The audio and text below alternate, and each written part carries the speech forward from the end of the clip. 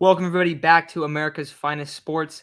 Today is Friar Talk Tuesday. We're going to be talking a little bit about the Padres after a very, very tough loss today.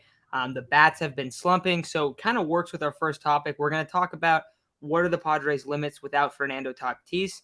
Then we're going to go and we're going to talk a little bit about a couple guys that are slumping. Josh Bell, he's in a rough slump.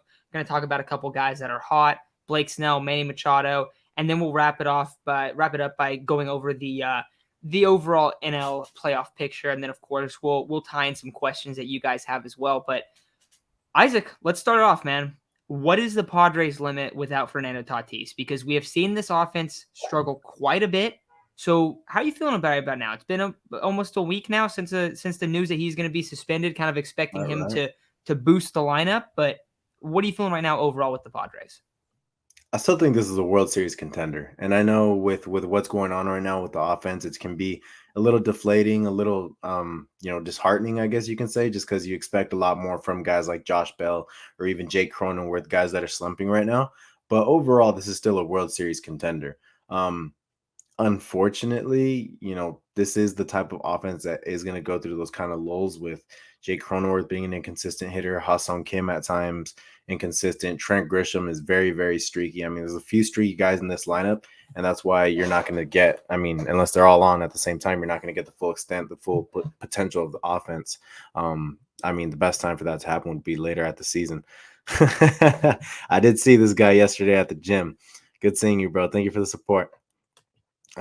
Jesus, I didn't mean to say this guy. Sorry about that. But anyway, this is still a World Series contender for sure. Yeah, the lineup looks a little rough right now, but yesterday they faced Sergio Alcantara, and I forgot who they faced today, but correct me if I'm wrong. I don't want to be wrong, but the guy that pitched today has apparently been kind of solid. So, although it has been a rough 2 games for the Padres, nonetheless, they faced two pretty good pitchers, and it actually, we need to talk about this because the Padres are one of the worst teams against good pitchers. They are one of the worst teams against good pitchers for sure, and the numbers show it. Unfortunately, when you get to the playoffs, you're going to face nothing but good pitchers. That is why we're kind of scared to face, the Mets. And I mean, the Cardinals, there's, of course, Waino. Waino's been year in, year out, one of the best pitchers in baseball. And the Padres kind of have some issues with Waino, but of course, nonetheless, that's someone you don't want to face. Other than that, I don't feel scared to face the Cardinals. But the rest of the NL has pretty good pitchers. You got to face Max Fried. You got to face potentially. Max Fried's the ace, but let's say you get the.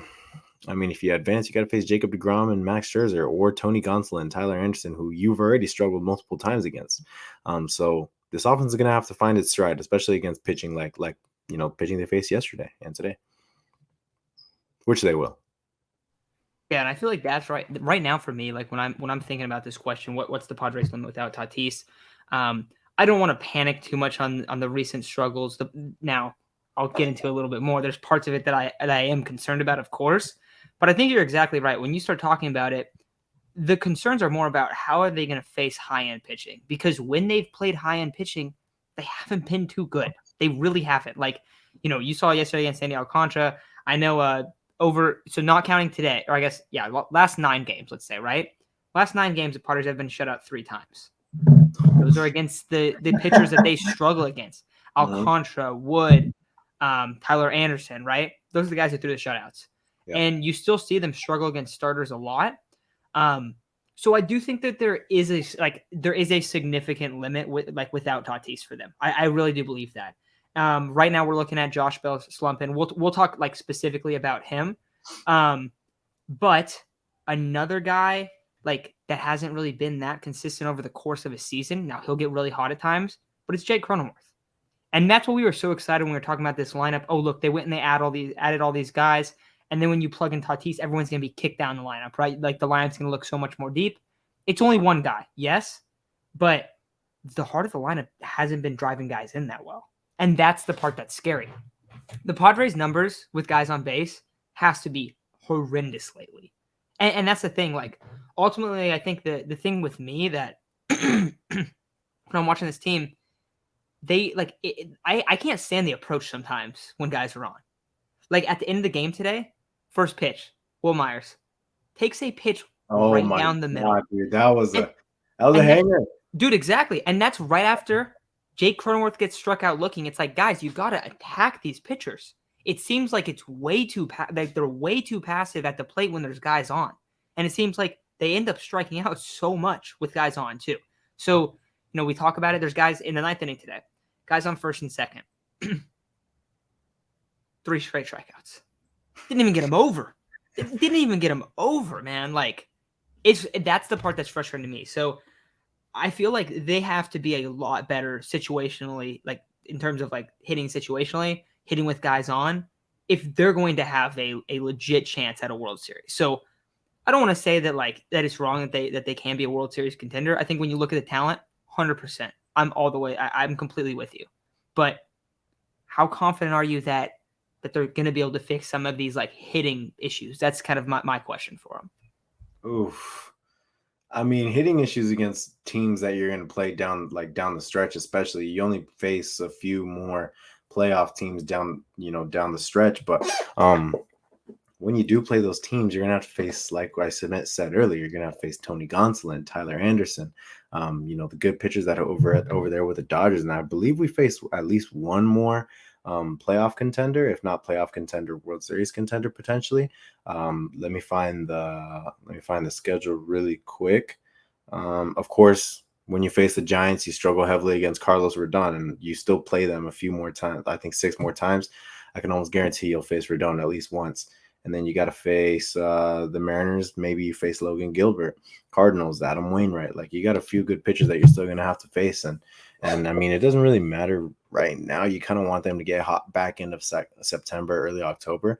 But at the same time, you don't want to be one of the worst teams against top 25, top 30 pitchers. You can't afford to do that, because that's almost what you're going to see consistently in the playoffs. In Jake Cronenworth's case, it's like, dude, I feel like he's been a little more selective than in the past years, but it's like most of the time you got somebody who sucks in back of you. Like, I don't want to say he sucks, but Will Myers kind of sucks. But I don't know. Josh Bell is especially the guy that's been in a massive slump. I honestly don't know what's wrong with him. He's hitting a lot of balls on the ground, but I feel like he's always been a really good player. He put up good numbers last year. He put up good numbers throughout the first half of this year. Maybe it's just one of those change of scenery things where, it doesn't work out for a little while. He's still getting acclimated to San Diego. I mean, you can say, well, what about Juan Soto? Dude, Juan Soto's Ted Williams Jr. So, of course, he's going to do that wherever he goes. But, not every single player is going to be able to adapt the way Juan Soto is right now. And massive props to Juan Soto. Ever since coming to San Diego, he's been everything he was advertised to be. Gets on base consistently, walks consistently, is an amazing one of the, like, when you don't have him on your team, you kind of take it for granted, but he has the best plate approach I have ever seen in my life. And I'm like not exaggerating. That is easily the best approach I've seen in my life. So, hopefully we'll get more of that throughout the lineup. But the guys that are cold right now are right in the heart of the order, and we can't afford for that to happen. And that's what's really costing this team, because so many guys are just they're not being driven in. And guys are getting on base. If you look at the Padres' overall numbers, I mean, Manny Machado is just player of the week. Juan Soto's been putting up great numbers. I mean, we talked about a little bit before, but Trent Grisham's been ridiculously hot over the last month. But still, they're not driving guys in. They're not producing runs. And it's almost like kind of the opposite of the beginning of the year, Isaac, where the Padres, if you looked at their offensive numbers, they were like bottom 10 or worse in like every single category. And then they were like, oh, they're like 8th in runs. And that was for a long time. But it's kind of like the inverse of that now, where, a bunch of guys are producing, and they're not scoring. And you're getting shut out 3 times within 9 games, or I guess within 8 games technically. But it's been a little bit frustrating to watch. Yeah. I see Jay Fly wrote Padres are good on paper, 100%, but you got to be able to produce, and that's where it hasn't been.